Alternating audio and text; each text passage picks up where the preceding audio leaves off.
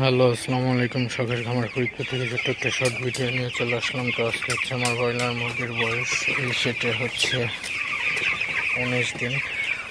তো 19 দিনের update video নিয়ে চলে আসলাম আপনাদের মাঝে। তো 19 দিনে ব্রয়লার মুরগির ওয়েট মোটামুটি ঠিক আছে। তো এই গরমে হচ্ছে খাবারটি একটু কম বেশি করে দিতে হয়, এই জন্য ওয়েট একটু আর কি 2 থেকে 3 দিন একটু বেশি পালন করতে হবে। তো ওয়েট, বয়স এবং খাবার অনুযায়ী ওয়েটটা ঠিক আছে। তো মুরগিগুলোকে একটু তাড়াই দিতেছি যাতে একটু খাবার খাই। তো এই গরমের মধ্যে দিনের মধ্যে 3 থেকে 5 বার পানি পাল্টাই দিতে হবে। তো পানি পরিবর্তন করে দিলে পানি গরম হয় না।